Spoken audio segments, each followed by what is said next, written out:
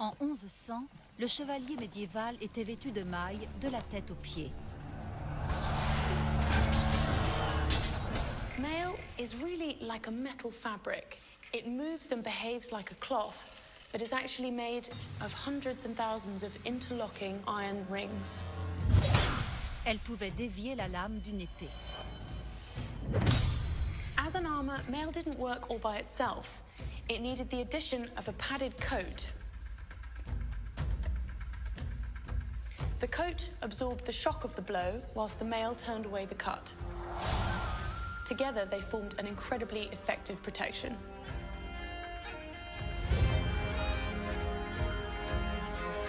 La première étape de sa fabrication consistait à créer un fil de la bonne épaisseur. Le fil passait à travers une filière qui comportait une série de trous de plus en plus petits jusqu'à l'obtention d'un fil du calibre désiré. To make the rings, we wind the wire onto a mandrel. And then we take it off the mandrel and cut the rings.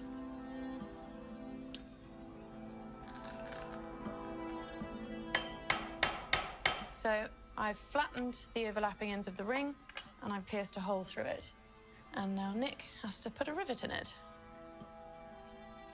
The basic construction of mail would be a ratio of 4:1. So each ring goes through 4 of its fellows. Here you can see I've made a set of 5, which will then be joined to other sets of 5 to create a sheet of mail.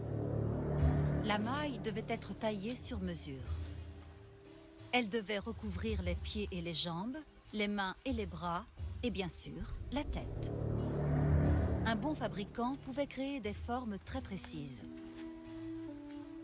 Of course, for more complicated parts of the body like elbows, we can actually tailor it in 2 different directions at the same time. Yeah. So if we fold this in half, we have an elbow. One of the main benefits of tailoring in mail was that it meant a knight didn't have to carry a single ring of extra weight that he didn't need to. Pour couvrir un chevalier des pieds à la tête, il fallait environ 200 000 anneaux. High-status knights would have had their mail edged with gold, but most importantly, it had to be functional. Avec sa cotte de maille, son bouclier et son casque, il était bien équipé pour affronter les armes de l'époque. Les images étaient magnifiques, encore une fois. 200 000 anneaux. Je veux pas dire, mais je me suis dit, si jamais l'aiguille justement se trompe dans la fabrication, imagine quoi, la loose. T'as pas intérêt à en coup. Pendant que Bayeux brûlait, le roi Henri profita de la situation. Il s'empara de fortifications importantes et acheta la loyauté de puissants seigneurs pour réduire l'influence de son frère sur la Normandie. En 1106, à Tinchebray, les 2 frères allaient s'affronter pour savoir qui recevrait les terres de leur père. La bataille de Tinchebray en 1106. Alors, les revendications du roi Henri Ier sur la Normandie reposaient sur la capture de son frère, mais le duc Robert était à l'abri dans le château de Tinchebray. Henri était prêt à tout pour l'en déloger. Va falloir encore, à mon avis, qu'on attaque.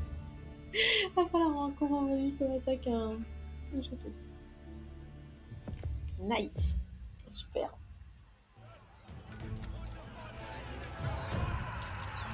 Déterminé à s'emparer de la Normandie et à capturer son frère, le duc Robert, le roi Henri assiégea le château de Tinchebray.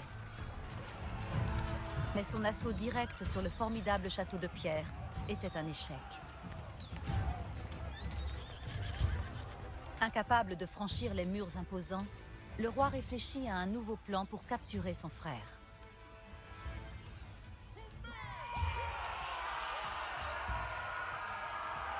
Henri obligerait Robert à sortir défendre cette terre en rasant les villages de Martigny et de Fresnes. Imaginez quand même, non mais c'est vrai, aimez-vous les frangins. Est-ce que tu te rends compte que là, on va devoir brûler, du coup, des bâtiments pour en gros faire sortir l'armée des murs. Non mais c'est affreux. Et puis quand on pense quand même que c'est historique, je trouve ça quand même assez hardcore en fait. Vraiment. Pourquoi lui il va super vite et les autres non? Ça va pas du tout cette habitude. Toi t'étais derrière. Ah là là. Je trouve ça vraiment fou. Il y a des gens en fait au-dessus de la montagne là. Alors je dis pas, hein, mais moi je vais les attaquer. Oh, t'es sûr en plus.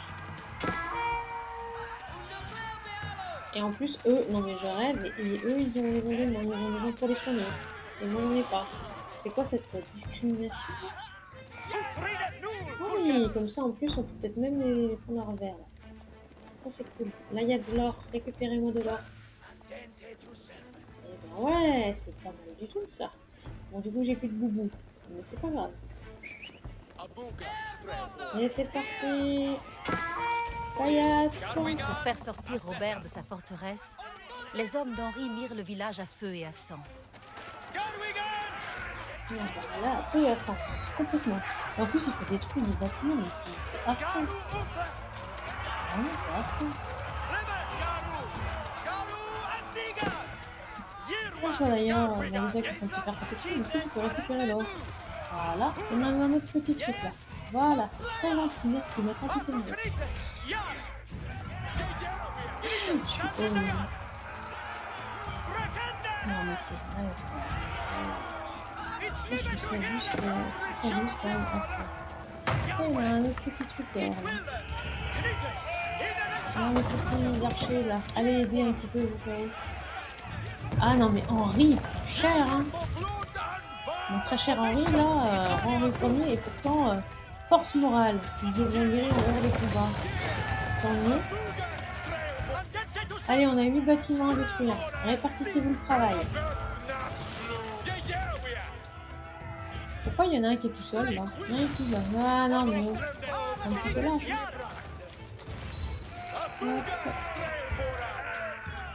Voilà.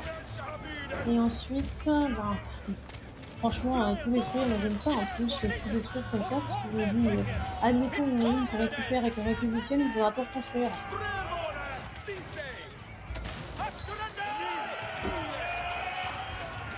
Et voilà, donc après les 18 000. Et après, il faudra attaquer Fresnes. Je serais d'ailleurs curieuse de savoir si Fresnes et Martigny ça existe encore. Et de l'or là, et de l'or. Il y a la sauvegarde au même moment. Le village de Martigny était détruit, mais Robert ne sortit pas affronter Henri hors du château. Henri allait devoir placer la barre plus haut. Il visa alors le village de Fresnes. Moi je trouve ça affreux quoi. Il vise alors. S'il parvenait à se procurer l'or nécessaire, il pourrait recruter des renforts auprès des alliés voisins. D'accord, donc, demander de l'aide. Alors, Henri apprit que Robert avait fait venir une nouvelle armée pour l'aider à défendre sa position au château. Henri devait éliminer ces nouvelles forces avant qu'elles ne puissent se rassembler avec la garnison de Tinchebray. Battez l'armée de secours avant qu'elle n'atteigne le château. Oh là là, mais attendez, là, j'étais justement en train de réfléchir à qui j'allais, est-ce que j'allais payer? Eh ben, je vais prendre du dada, et puis on va prendre... Henri envoya de l'or à son allié dans le Maine et reçut des renforts en échange. Voilà. Comme ça, nous avons aussi les renforts. Ça sert de récupérer les PO. Allez, dépêchez-vous parce que là, on se fait taper dessus. Voilà. Et j'ai plus de PO. C'est mort de chez mort. Ah, il y a de l'or là-bas. Oui, il y a de l'or là-bas. Il y a de l'or là-bas. Ouais, là, il y a encore des gens. Là, il y a encore des gens. Il y a encore des gens. Voilà. Tiens, je vais blocage, apparemment, c'est ça maintenant. D'accord. En éliminant la nouvelle armée de Robert, Henri avait contrecarré la tentative de son frère de renforcer les défenses du château.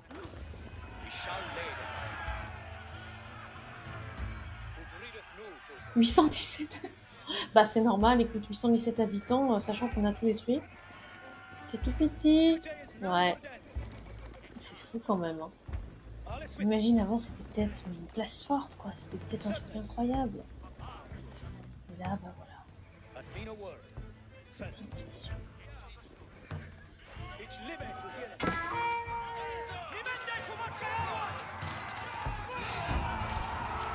Allez, allez, allez, allez. Des archers. palissade. Pas de genou. Et maintenant, eh ben, on va raser. Franchement, ça.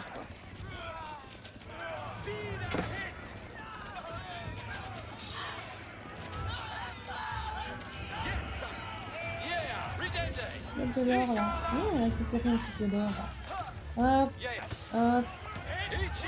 Et Martini, ça existe toujours. Et Fren, du coup, mais c'est vrai que c'est marrant. Alors, du coup, on va récupérer. Là, il me faut de l'infanterie quand même. Parce que bon, voilà, on Henri a quand même envoya de perdu pas l'or à son mal. allié en Bretagne, qui lui fournit des troupes en retour afin de renforcer son armée. Hop. Non, pour l'instant, on va attendre pour peut-être avoir encore des archers peut-être plus tard. Voilà. Ah, j'ai l'impression que il y a de l'or aussi. Mais c'est dingue quand même. Moi, je trouve ça aussi fou et fascinant de se dire que voilà, ça a existé, etc. Et... oh là là, c'est... donc maintenant, bah, c'est pas plus fort.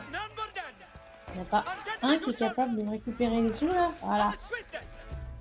Il faudrait peut-être encore 200 TPE.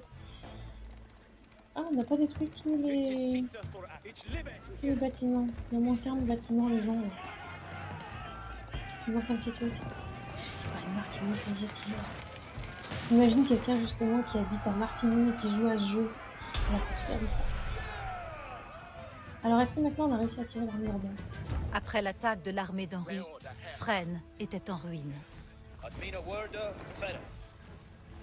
Les provocations d'Henri avaient porté leurs fruits. Robert sortit enfin du château pour affronter son frère dans une bataille ouverte. Allez, éliminer l'armée de Robert. J'aimerais bien récupérer un petit peu de sous avant. Parce que comme ça, si je pouvais me ramener aussi des petits cavaliers, ce serait cool. Ah, il n'y aura pas assez, il n'y aura que 100. Ouais, il n'y aura que 100. Bon, bah c'est pas grave. Il n'y aura que 100. Et ben on va mettre cavalier et infanterie. Henri paya son allié de Tosny et reçut en échange un régiment de soldats.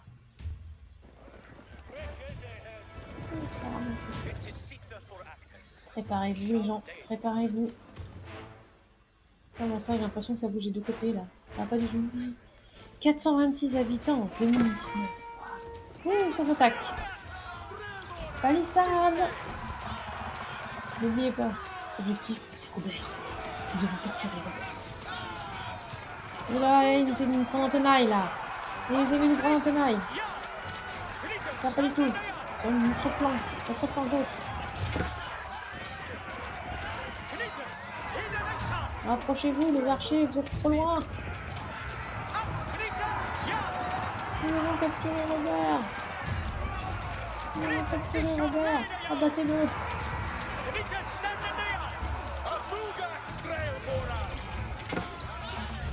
Ah mais c'est un peu ça quoi. Voilà, bateau de Robert et son armée. Oh, j'imagine que c'est...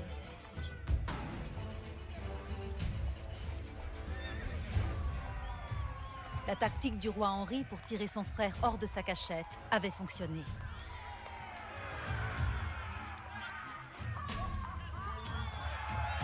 Henri captura son frère et s'empara de la Normandie.